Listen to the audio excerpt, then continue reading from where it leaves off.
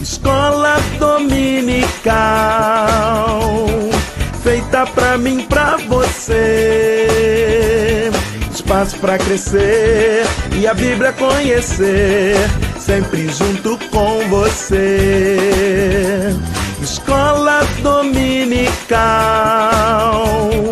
feita pra mim, pra você. Espaço pra crescer e a Bíblia conhecer, sempre junto com você. Graça e paz a todos que nos acompanham aqui no canal Palavra Viva e Fiel. Vamos para a nossa terceira lição do trimestre do Programa de Educação Cristã Continuada, editado pela Igreja Mãe do Centenário em Belém do Pará. Vamos aqui dentro dos livros poéticos. Estamos aqui acompanhando o livro de Jó. E a nossa terceira lição tem como assunto o discurso de Eliú e a manifestação de Deus a Jó. Jó capítulos 32 a 40. A leitura bíblica está em Jó capítulo 38, versículos 1 a 20. A verdade prática nos fala que Deus governa de maneira justa, nunca mostrando parcialidade em razão da posição de alguém. O nosso textuário está em Jó capítulo 38, versículo 3. Cinge, pois, os lombos como homem, pois eu te perguntarei e tu me farás saber. Essa expressão cingir os lombos aparece várias vezes no Antigo Testamento. Equivaleria, na nossa linguagem popular, a dizer: se prepare, eu vou lhe perguntar várias coisas e você vai me responder. Era um alerta, um aviso para que a pessoa se preparasse, estivesse ali disposta para o que viria depois. Então Deus aparece a Jó e lhe fala dessa maneira. Vamos aqui à introdução do nosso comentário. O jovem Eliú entra abruptamente, de supetão, e depois de falar nunca mais é mencionado. Eliú alega ter estado presente durante os diálogos anteriores, mas ninguém o notou nem pediu sua opinião. Alega ter a solução verdadeira para o problema, mas quando Deus dá a palavra final no capítulo 42, recomenda a Jó, condena seus 3 amigos e desconsidera totalmente Eliú. Vemos então que tudo que Eliú falou era tão irrelevante que não mereceu sequer a atenção de Deus. Primeiro tópico, as palavras de Eliú. Não sabemos por quanto tempo esse jovem, esse personagem, ouviu as palavras de Jó e seus 3 amigos, mas ele esperou que os outros 3 terminassem seus discursos antes de fazer suas declarações. Aguardou sua vez por respeitar a idade e julgar que a velhice significava sabedoria. Seu discurso foi longo, ao todo 6 capítulos. Primeiro item nos fala sobre o primeiro discurso dele. Se acendeu a ira de Eliú, filho de Baraquel, o buzita, da família de Rão. Acendeu-se a sua ira contra Jó, porque este pretendia ser mais justo que Deus.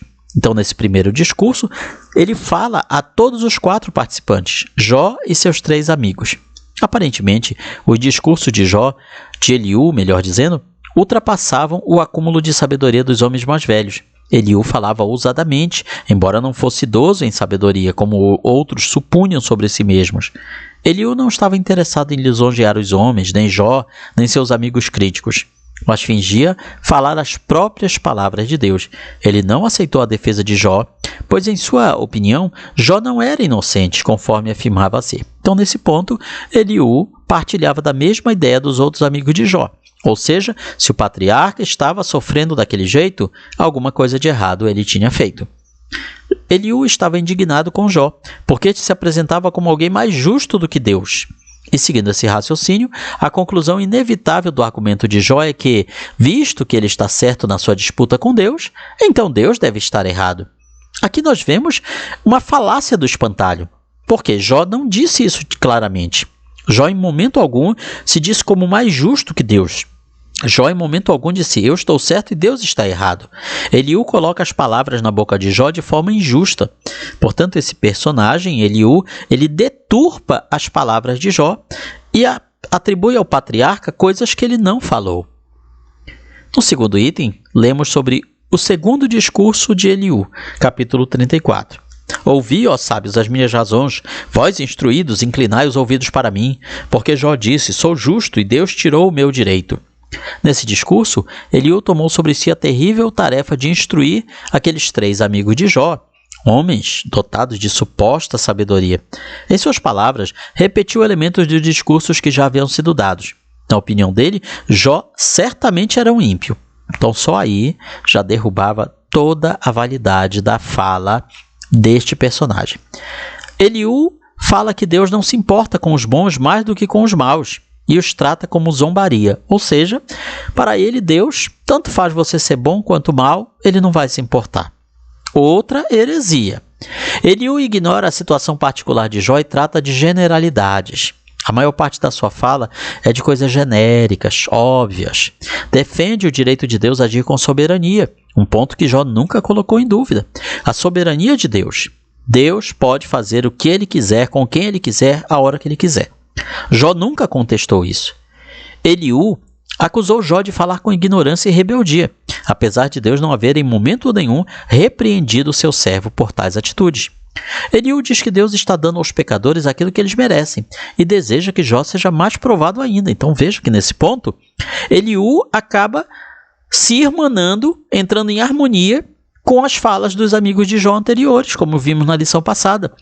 Ele começa e termina indo pelos mesmos tópicos. É interessante que ele chega como se tivesse a solução verdadeira, mas em vários pontos ele repete o que os amigos de Jó haviam feito, acusado Jó de ter pecado de alguma maneira terrível contra Deus, uma maneira escondida, oculta, e por causa disso ele estava sofrendo. No terceiro item, lemos sobre os discursos finais de Eliú, capítulo 35 de Jó.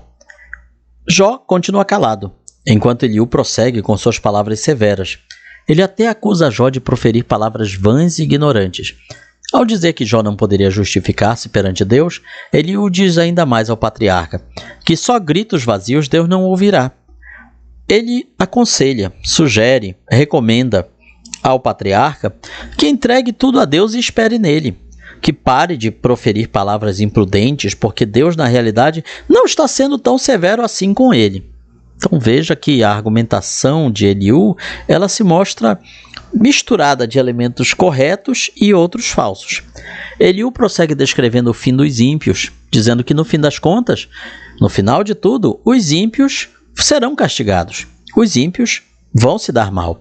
Nesse ponto, Eliú está correto. Ele, inclusive, admoesta Jó a se guardar, para tomar cuidado para você não pecar, para não cometer iniquidade. Segundo Eliú, Deus permite a dor e o sofrimento para nos revelar determinadas coisas. Ele está sugerindo que Jó aceite a sua dose de sofrimento, porque esse sofrimento seria um remédio que vinha para o seu próprio bem. Então, nesse ponto, Eliú traz uma argumentação correta. Enquanto os demais amigos de Jó o acusavam de sofrer por causa de pecado na sua vida, Eliú entende que Jó estava sob disciplina porque o seu sofrimento estava causando o seu pecado, e por isso o adverte a suportar a prova sem pecar. Ele avaliou o problema de Jó melhor que os outros 3 amigos, ou seja, Jó não era o pecador que os outros haviam descrito, mas também não era perfeito, não era um santo como ele próprio se considerava. Vamos então ao segundo tópico da lição. Deus aparece a Jó. Os homens tinham falado, declarado, proclamado, divulgado, exposto suas ideias, teorias e pensamentos sobre o caso de Jó. Mas a resposta para o problema não era uma explicação de Deus, era uma revelação do próprio Deus. Primeiro item, Deus faz perguntas. Se prepare, Jó, eu te perguntarei e tu me responderás. Tu me farás saber. Deus aparece a Jó no meio de um redemoinho, que ao mesmo tempo mostra e esconde o seu poder. É um acontecimento assustador estar na presença de Deus. Deus começa fazendo perguntas retóricas, relacionadas à sabedoria do Criador, questões estas que Jó não sabe responder. Essas perguntas mostram o domínio de Deus sobre a criação da terra, do mar, do tempo, da morte, da luz, da escuridão, do clima, dos céus e dos animais. Então Deus, ele parte do grande universo observável até aquela parte da natureza e do universo que estava próximo dos homens e podia ser verificada. Quem não pode responder a essas perguntas não deve ousar corrigir aquele que planejou e sustenta todas as coisas. Essa era a tônica da fala de Deus a Jó. Você não sabe do que você está falando. É algo muito mais complexo, muito mais difícil para você entender. Deus se revela por meio da natureza, e é surpreendente que ele fale tanto de elementos naturais em vez de tratar questões morais. Ou seja, Deus faz como que um passeio pela natureza. Alguém disse, certa vez um teólogo, que Deus parece que fez um capítulo, um documentário do Discovery Channel na presença de Jó, mostrando as belezas naturais, tanto do grande universo quanto da natureza e dos animais que estão próximos dos homens. Mas o que Deus quis dizer com tudo isso, afinal? Os discursos de Deus enfatizam que Jó pode confiar nele para manter o universo funcionando e para dirigir a sua vida. Então é isso que Deus quis mostrar a Jó. Ele não respondeu para Jó porque ele estava sofrendo.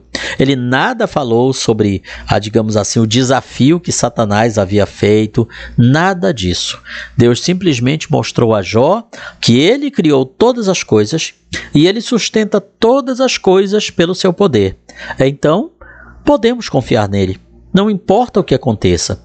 É isso que Deus falou para Jó e Jó entendeu o recado.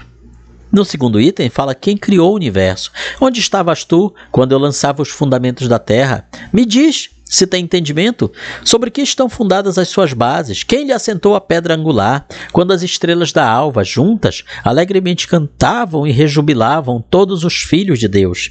Aqui provavelmente Deus está se referindo à criação e ao louvor dos anjos por verem o universo criado. Os projetos de construção pública no Antigo Oriente começavam com rituais religiosos, inclusive cânticos litúrgicos em louvor às principais divindades. Os reis, de fato, se não ritualmente, ajudavam a lançar as bases para os templos. Auxiliavam simbolicamente os pedreiros a erigir muros e a colocar portões. Não é muito diferente de hoje, quando vai ter uma inauguração de alguma obra, a autoridade local, de posse de uma pá, de um serrote, de uma ferramenta qualquer, dá a martelada inicial naquela obra, cava a primeira pasada daquela obra, como uma forma simbólica de dizer: é no meu governo, é debaixo da minha autoridade que essa obra está sendo construída. Em Jó 38, o universo é descrito como um grande projeto de Deus. Todos os habitantes dos céus cantaram alegremente, conforme iam sendo lançadas as bases da terra. Não só na terra, quando a gente fala de terra, aqui estamos querendo dizer todo o universo observável. Os seres celestiais que cantaram e clamaram foram denominados por Deus de estrelas da alva, filhos de Deus. Não estamos aqui falando apenas dos anjos. Sabemos que existem outras criaturas celestiais, como querubins, serafins e outros que nós desconhecemos totalmente. A canção alegre das estrelas d'alva e dos filhos de Deus, como testemunhas da criação, contrastam com as queixas de Jó, pronunciadas por ignorância quanto às razões das tragédias que se abateram contra ele. O terceiro item nos fala sobre quem controla a natureza. No restante dos versículos, Deus continua indagando Jó, questionando. Uma das grandes belezas da natureza são os oceanos, esse imenso lençol d'água, contido como se fosse dentro de um círculo de ferro, lutando para avançar terra adentro e não consegue, porque Deus colocou de maneira simbólica portas e trancas ao mar, de maneira que não avança, a não ser quando há necessidade de Deus mostrar sua soberania sobre tudo. Deus prossegue perguntando: por acaso, desde que começaram os teus dias, deste ordem à madrugada? Fizeste a alva saber o seu lugar? A madrugada infalível que toda manhã ocorre, depois da noite findar o seu circuito em volta de si mesma. Até que ponto o poeta entenderia esses fenômenos das madrugadas sucedendo-se à noite? Não sabemos. Jó, diria Deus, desde que começaram os teus dias, deste alguma ordem à natureza, à madrugada, para que se pegasse as orlas da terra, as suas franjas? Jó era de ontem, e as madrugadas muito velhas. É uma ironia. Deus está usando de ironia com Jó.